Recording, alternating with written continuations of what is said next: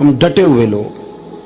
سرکار نے فلاح انسانیت کے لیے جو دوسرا کام کیا نا، وہ لوگوں کو احساس دلایا ہے کہ اگر غلطی ہو جائے تو تم نے بندوں کے سامنے اپنے آپ کو کلیئر نہیں کرنا، تم نے تو رب کے سامنے اپنے آپ کو کلیئر کرنا، اللہ کے سامنے تم نے بچنا ہے کہ میرا گناہ معاف. اور حضور احساس پیدا کرتے تھے. بخاری شریف میں قبیلہ غامدیہ کی اس عورت کا تذکرہ موجود ہے جو خود آئی تھی، کوئی گرفتار کر کے نہیں لایا تھا، از خود آئی.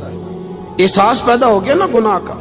یہاں بہت ساری غلطیاں کر کے بھی لوگ جب اپنی بات کرتے ہیں تو کہتے ہیں کبھی یاد تو نہیں کسی کے ساتھ زیادتی کی ہو، یاد تو نہیں کبھی کسی کا. بھئی آپ نے اتنے بڑے ولی ہونے کا دعویٰ کر دیا.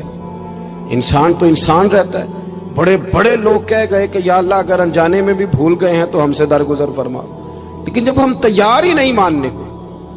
حضرت انس بن مالک کہتے ہیں وہ خاتون آئی، کوئی پکڑ کے نہیں لایا، کسی 14 دنوں کے ریمانڈ پہ نہیں اسے منوایا گیا، اسے وہ خود بخود آئی.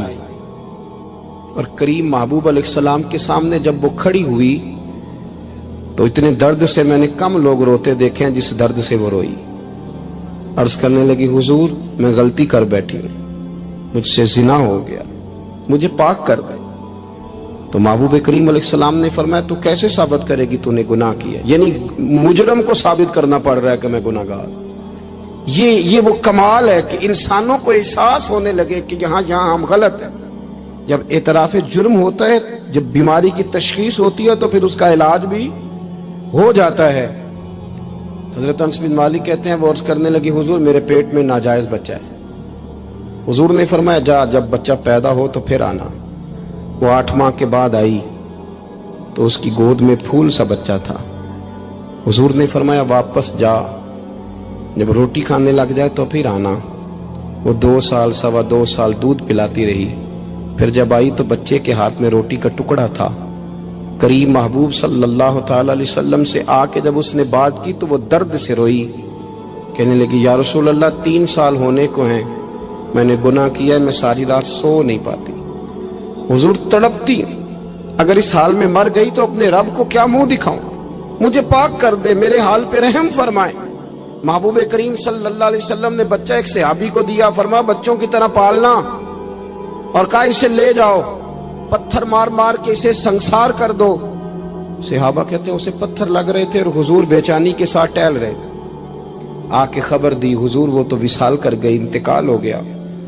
فرمایا یہاں تک تو بات اس کی تھی. حضرت انس بن مالک کہتے اب محبوب کریم نے صحابیات سے فرمایا اسے غسل دو، کفن پہناؤ، جنازہ تیار ہو جائے تو مجھے خبر کرنا. حضرت انس بن مالک کہتے ہیں غسل ہوا، کفن ہوا، جنازہ تیار ہوا تو حیران ہم تب ہوئے جب میرے محبوب نے فرمایا صفیں بناؤ، میں خود جنازہ پڑھاؤں گا، میں خود جنازہ پڑھاؤں گا.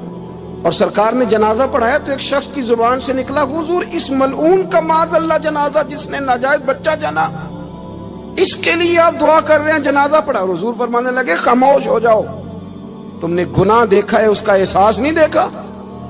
تم نے غلطی دیکھی ہے لیکن اس کی توبہ کا انداز نہیں دیکھا. اور صاحب کنز العمال نے یہ لفظ نقل کیے ہیں کہ کریم محبوب فرمانے لگے اس نے تو ایسی شاندار توبہ کی ہے کہ اگر میں اپنی ساری امت میں بانٹ دوں تو اللہ سب کی مغفرت فرما دے گا. احساس جب پیدا ہو جاتا ہے نا اپنے دل کے اندر کہ یہاں میں غلط ہوں. ان العبد اذا اعترف ثم تاب تاب اللہ علیہ او کما قال نبی صلی اللہ علیہ وسلم، رواہ مشکات. حضور نے فرمایا جب کوئی بندہ کہتا ہے نا اللہ میں بھول گیا تھا اور پھر وہ توبہ کرتا ہے تو رب اس کی توبہ کو فوراً ہی قبول فرما لیتا ہے. پہلی بات یہ کہ عقائد کو مضبوط رکھیں، مضبوط عقائد. اور یہ جو آج کل ایک اور ماحول چل رہا ہے، کوئی تھوڑا ادھر کوئی تھوڑا ادھر، عقائد وہی درست ہیں جن کی تشریح شیخ عبدالحق محدث دہلوی نے فرمائی. عقائد وہی درست ہیں جن کی بابت حضرت مجدد الفسانی لکھ گئے، اور ان سب کو اگر کھلا کر کے بیان کیا تو امام احمد رضا فاضل بریلوی نے بیان کیا. انہی بزرگوں کی باتوں کو کھول کر ہمارے سامنے رکھا. مضبوط عقائد کی زندگی گزاریں. اور دوسری بات اگر کبھی کوئی غلطی ہو جائے پھر اس کا احساس پیدا کریں، پھر اس سے توبہ کریں. تیسری بات جو فلاح انسانیت کے لیے بڑی ضروری ہے وہ یہ ہے کہ تھوڑا احساس پیدا کریں دوسروں کا. میری زندگی میری ذات سے شروع ہوتی ہے. میری ذات سے، میرے سے ہنس کے بولو، میری بات مانو، میرے پیچھے چلو، میرے آرام میں خلل نہ آئے، میری طبیعت کے مطابق. بھئی آپ کی طبیعت کے مطابق چلیں تو پھر تو آپ بہت بڑے خود غرض ہوئے کہ آپ نے صرف اپنے لیے سوچا. محبوب کریم کا کمال یہ تھا کہ حضور نہ دوسروں کا بڑا احساس فرماتے تھے. آپ بخاری مسلم کی وہ حدیث پڑھیں تو حیران ہو جائیں کہ سرکار فرماتے ہیں میں جب نماز کی نیت باندھتا ہوں تو میرا دل کرتا ہے میں لمبی نماز پڑھاؤں. جب میرا کسی کام کرنے کو دل کرے تو پھر میں ساری دنیا کو چلنی پڑے تو میں کر جاتا ہوں. لیکن حضور فرمانے لگے کہ میرا دل کرتا ہے میں لمبی نماز پڑھاؤں، لیکن پھر میرا خیال آتا ہے کہ پیچھے بوڑھے بھی ہیں، بیمار بھی ہیں، بچے بھی ہیں. یا رسول اللہ نماز اللہ کی اور خیال بندوں کا. فرمایا میں بوڑھوں، بیماروں اور بچوں کا خیال کرتے ہوئے اللہ کی نماز کو مختصر کر دیتا ہوں. احساس جب طبیعت ہمارے ہاں نا تیزی کے ساتھ احساس ختم ہوا ہے، تیزی کے ساتھ ہم نے اتنی نفی شروع کی. ہمارے تو اہل تصوف میں الا ماشاءاللہ اب تربیت کا طریقہ یہ ہے کہ صرف میں ہوں، میرے سوا کوئی بھی نہیں. حالانکہ طریقت تو اس کا نام تھا کہ میں نہیں باقی سارے ہی.